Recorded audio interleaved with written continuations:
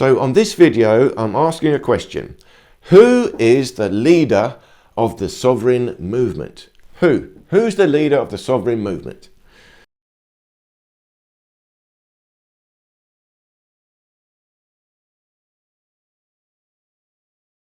Hi there. My name is Toby and this is Body Efficiency Training.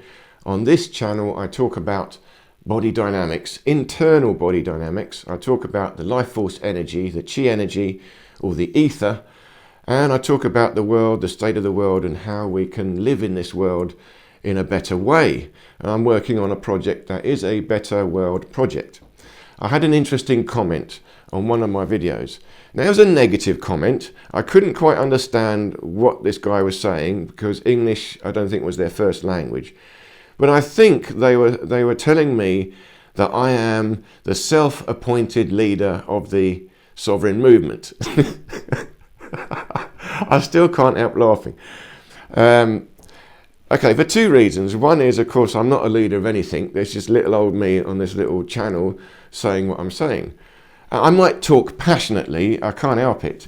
But I've never said I'm a leader of anything.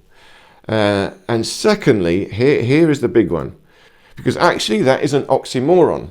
See, the person who made this comment does not understand the SOVARYN movement at all, at the very basic level.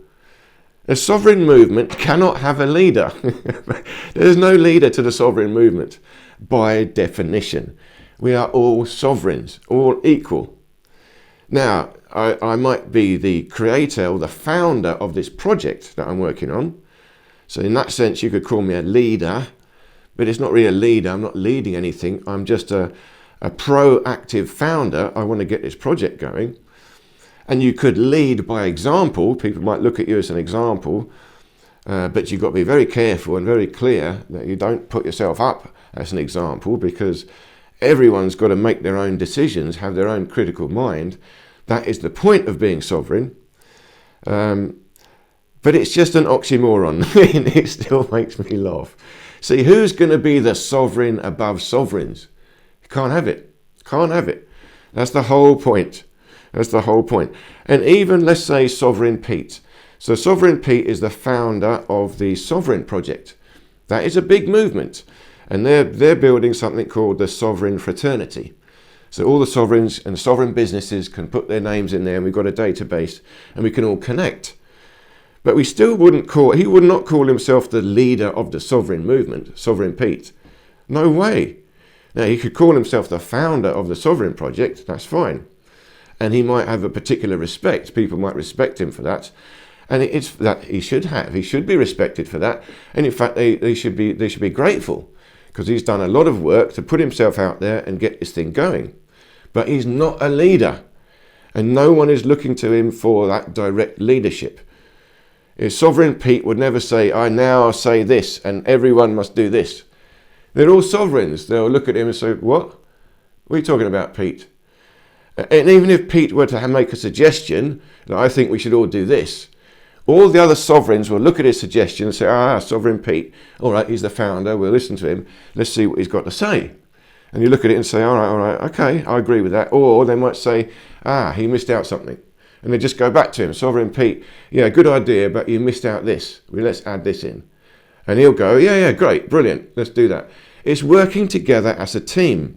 It's a true cooperative. That's what it means to be sovereign.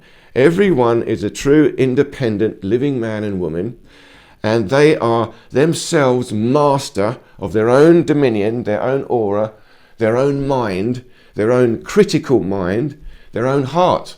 They must know their own heart and their own conscience.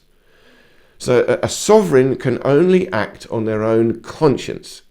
If they won't take instructions, you cannot tell them what to do, so they cannot have a leader. All you can do is give an explanation. Say, I think we ought to do this, and this is the reason why. And then a sovereign will say, okay, I'll have a listen to you. And if that makes sense to their critical mind and their conscience, then and only then they would say, okay, yeah, I'm up for that. Let's do it. Where do I sign? So you can't have a leader of the sovereign movement. Very important to understand that. It still makes me laugh because that was a very harsh, powerful criticism from someone who has no idea what the sovereign movement is to criticize it. And the project I'm working on, Entify.world, is a blockchain ecosystem for sovereigns. It's the only system so far possible. It's still to be created, but we've got the technology to do it. It's the only system so far possible that can be totally decentralized. Very hard to get your head around that. Total decentralization is a sovereign system. Every single user of the system is equal, and there's no way of cheating that. There cannot be a leader. So myself and Nicholas is the inventor of this technology, so the two of us are the creators. We are creating this Entify system, so we are the founders, the creators. But that when the system is up and running, even though we're the founder creators, we're not leaders. We will have no more power than anyone else. Our identity, our signature will have no more power than anyone else's signature. So we're not even leaders of that. So who's the leader of this blockchain system? Well, there's no leader, but there is an adjudicator. There is a trustee, and the adjudicator is the blockchain ecosystem itself. It's not a living man or woman. It's pure mathematics. Pure mathematics. And if you look at this philosophically and spiritually, so a lot of the people in the sovereign movement believe, okay, we're sovereign, but the only power above us maybe is God, or the pure spirit, the ultimate cosmos. So that's the only power above a living man or woman.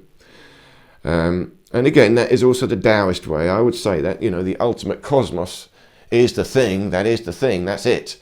And we are a creation of that. We are an element of that. But we are also our own selves a creator. We are a singularity of this spirit, of this consciousness. So we are a mirror image of it. We ourselves are also creators. So that's what makes us sovereign. And in a way, we don't even answer to the spirit. We don't answer to it. We don't have to do what spirit tells us. We still ultimately have our own control. But we might defer to spirit. We might trust in spirit and accept its guidance. Very important. Sovereign mentality is everything. And then, of course, now what we're doing, if we build this blockchain ecosystem, we are allowing the blockchain to be the adjudicator, to be the trustee. That is pure mathematics, and mathematics is pure spirit. It's non-physical. It's infallible, incorruptible, pure spirit. Pure consciousness. Mathematics cannot exist without consciousness. They're one and the same thing. Again, very hard to get your head around this philosophy. But it means then we're putting our trust back into pure spirit. Mathematics itself, the algorithm.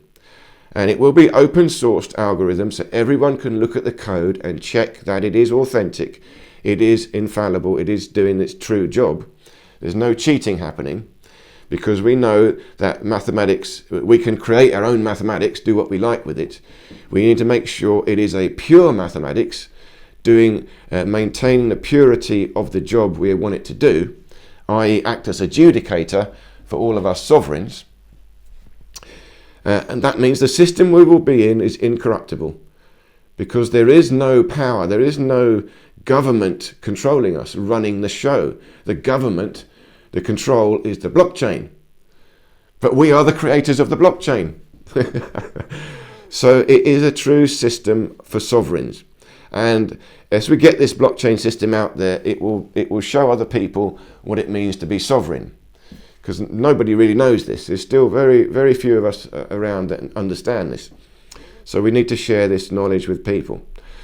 So anyway, I wanted to share this short video because I find that very, very funny for people to think that there is a leader of the sovereign movement. There's no leader. You can't have a leader by definition. So thank you so much for watching, listening, and I look forward to seeing you in any of these other videos here.